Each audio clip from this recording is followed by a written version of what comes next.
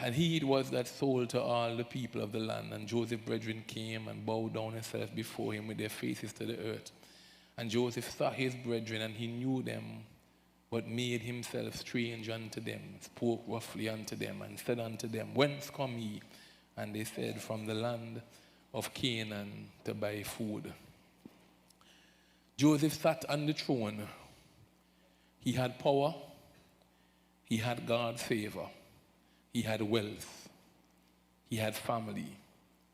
And as I want just to, for a moment to picture with me Joseph dressed in the regality of Egypt, on this throne, surrounded by servants, surrounded by guards, governing Egypt, second only to Pharaoh himself. And his brothers come in, and he recognizes them. They don't recognize him. They have hurt him. There's family drama, like with all of us. There are issues from the past, and he recognizes them. And he sits on the throne, yielding power. We know over and over the Bible says that God is with him. He's incredibly wealthy. He's now married. He has a family.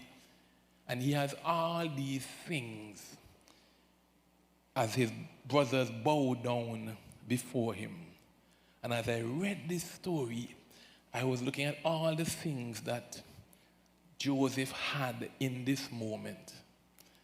And the Spirit of God witnessed to me there is something else he had there. So I went back.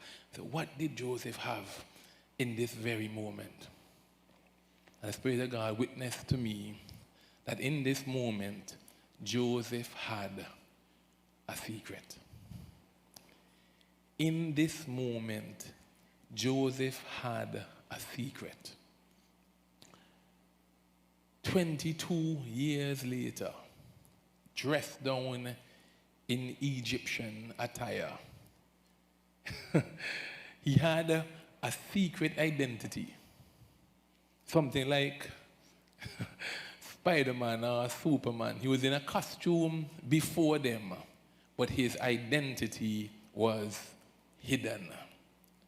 Joseph held on to a secret that day that he alone knew.